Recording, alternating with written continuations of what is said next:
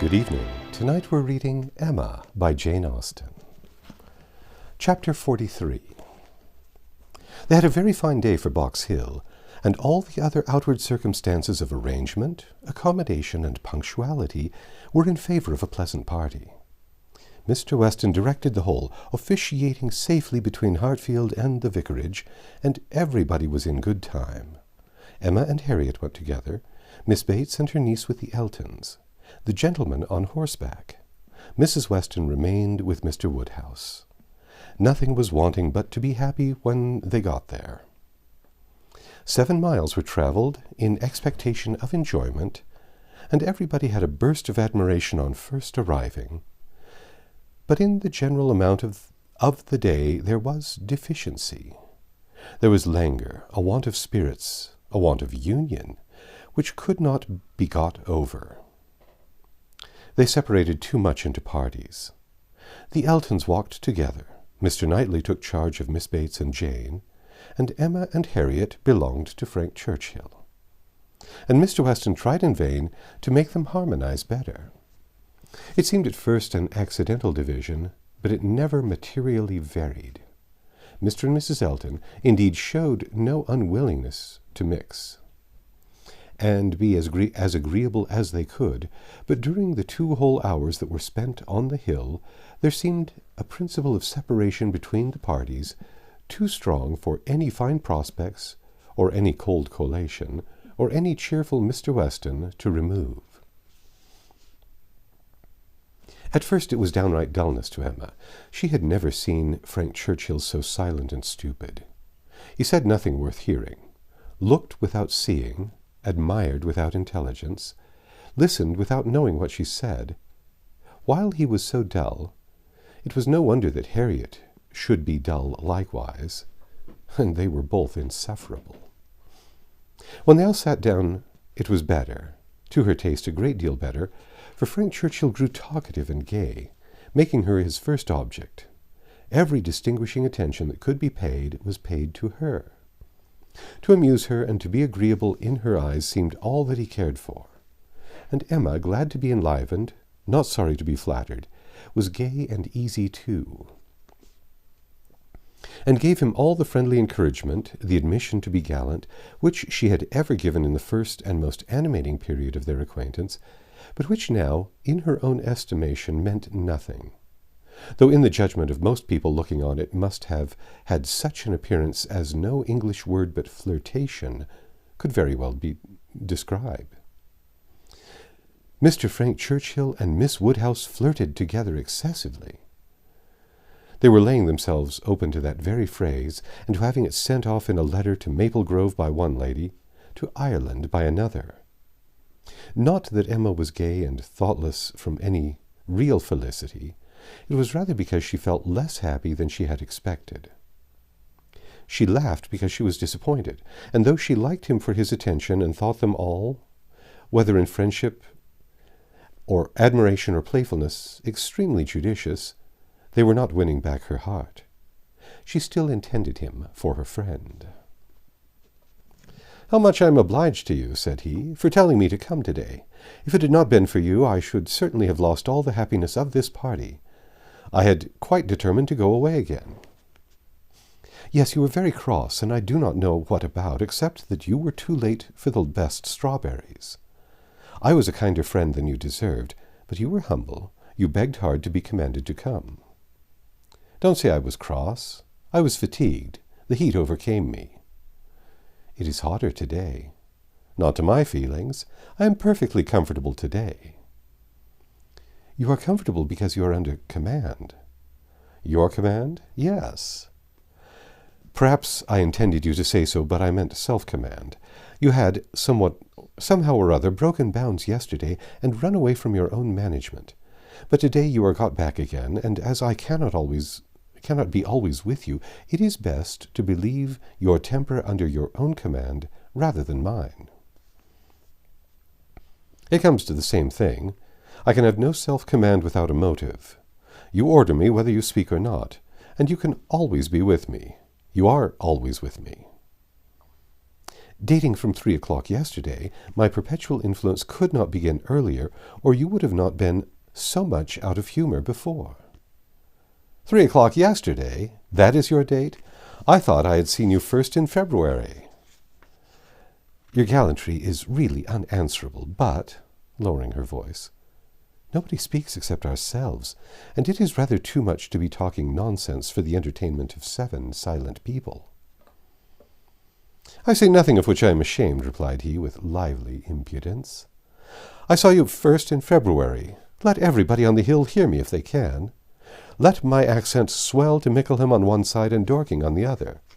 I saw you first in February. And then whispering, our companions are excessively stupid. What shall we do to rouse them? Any nonsense will serve. They shall talk. Ladies and gentlemen, I am ordered by Miss Woodhouse, who, wherever she is, presides, to say that she desires to know what you are all thinking of. Some laughed and answered good-humouredly. Miss Bates said a great deal. Mrs. Elton swelled at the idea of Miss Woodhouse presiding. Mr. Knightley's answer was the most distinct. Is Miss Woodhouse sure she would like to hear what we are all thinking of? Oh, no, no, cried Emma, laughing as carelessly as she could. Upon my word, upon no account in the world. It is the very last thing I would stand the brunt of just now. Let me hear anything rather than what you are all thinking of. I will not say quite all. There are 1 or 2, perhaps, glancing at Mr. Weston and Harriet, whose thoughts I might not be afraid of knowing. It is a sort of thing, cried Mrs. Elton emphatically, which I should not have thought myself privileged to inquire into, though perhaps as the chaperone of the party I never was in any circle, exploring parties, young ladies, married women. Her mutterings were chiefly to her husband, and he murmured in reply, Very true, my love, very true. Exactly so indeed. Quite unheard of, but some ladies say anything. Better pass it off as a joke. Everybody knows what is due to you. It will not do, whispered Frank to Emma. They are most of them affronted. I will attack them again with more address. Ladies and gentlemen, I am ordered by Miss Woodhouse to say that she waives her right of knowing exactly what you may all be thinking of, and only requires something very entertaining from each of you in a general way. Here are 7 of you, besides myself, who she is pleased to say am very entertaining already, and she only demands from each of you either one thing very clever, be it prose or verse, original or repeated, or 2 things moderately clever, or 3 things very dull indeed, and she engages to laugh heartily at them all. Oh, very well, exclaimed Miss Bates. Then I do not need be uneasy. 3 things very dull indeed? That will just do for me, you know. I shall be sure to say 3 dull things as soon as ever I open my mouth, shan't I? Looking round with the most good-humoured dependence on everybody's assent. Do not you all think I shall? Emma could not resist. Ah, ma'am, but there may be a difficulty. Pardon me, but you will be limited as to number. Only 3 at once. Miss Bates, deceived by the mock ceremony of her manner, did not immediately catch her meaning, but when it burst on her, it could not anger, though a slight blush showed that it could pain her.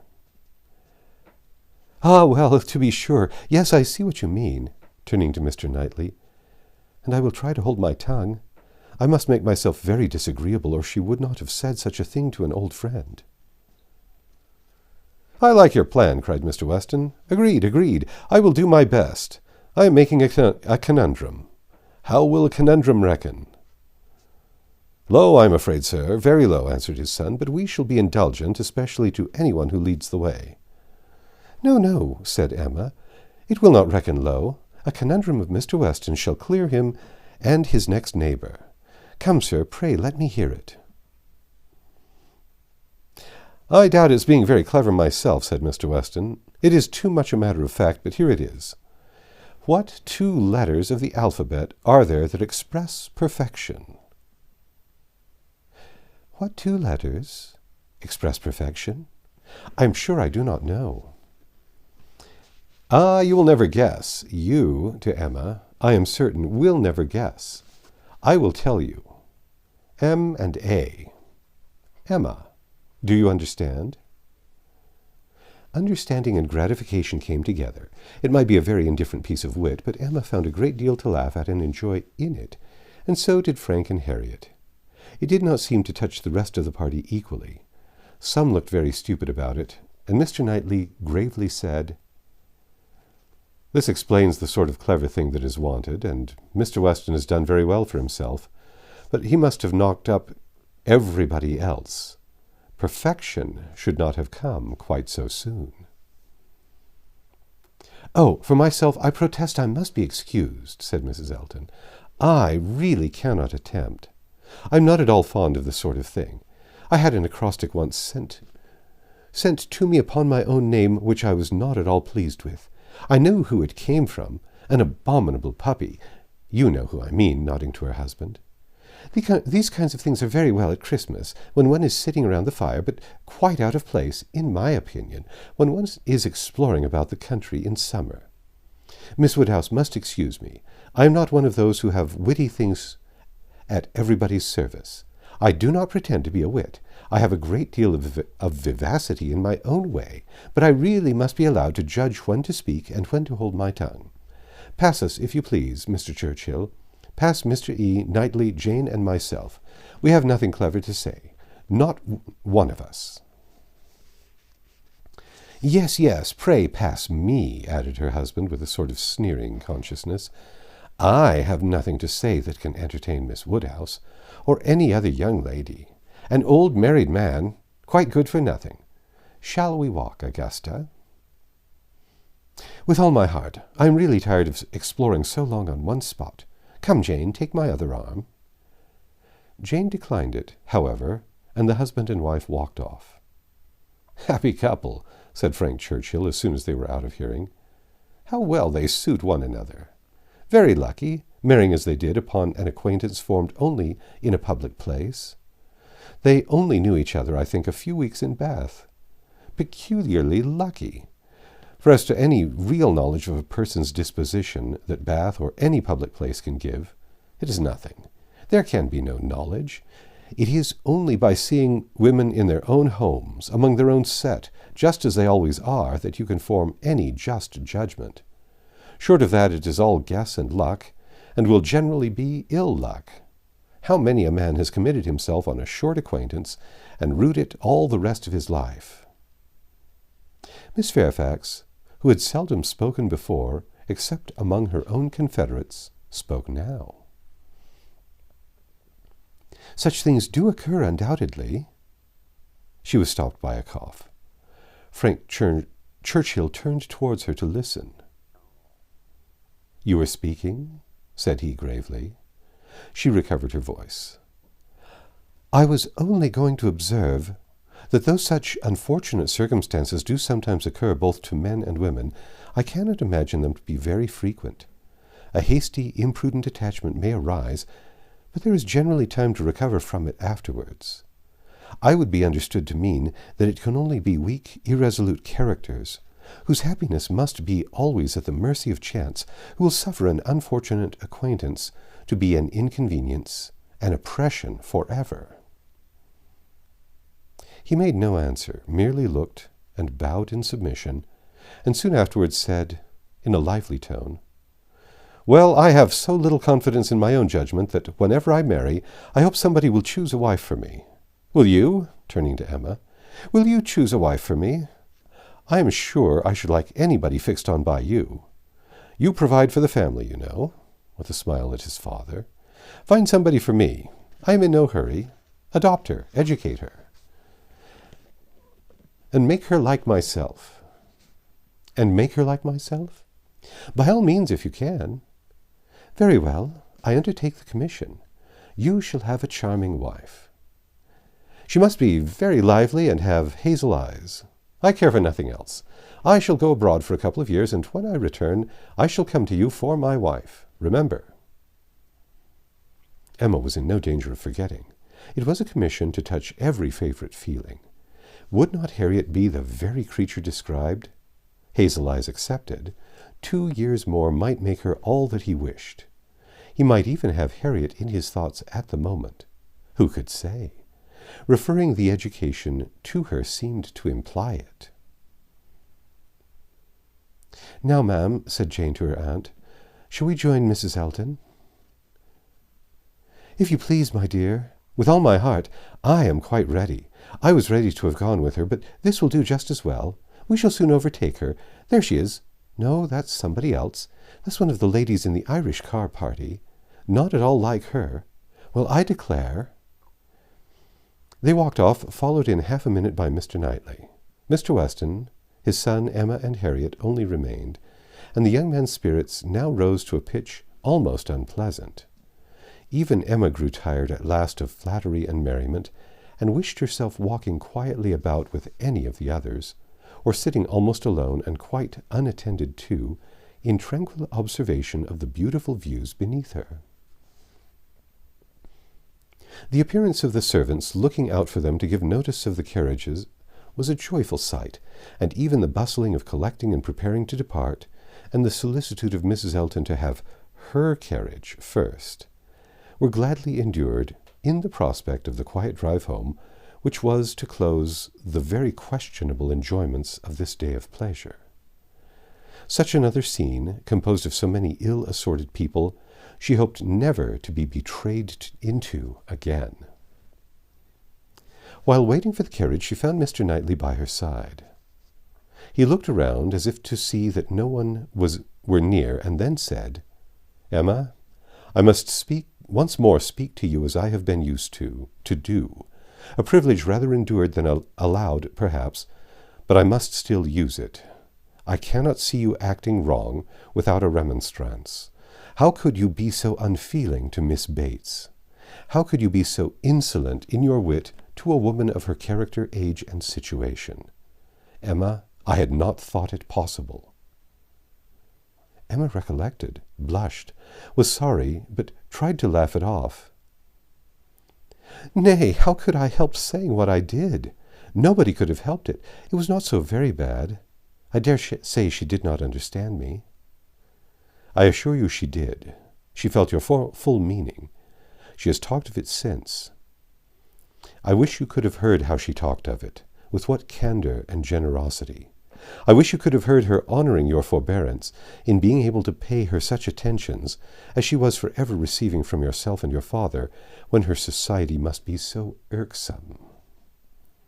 "Oh," cried Emma, "I know there is not a better creature in the world, but you must allow that what is good and what is ridiculous are most unfortunately blended in her."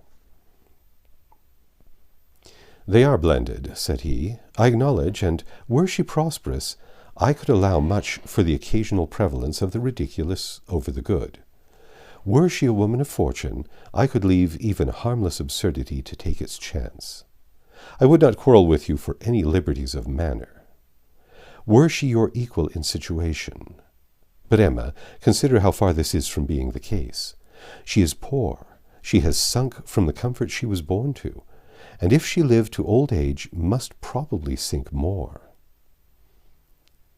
Her situation should secure your compassion. It was badly done indeed.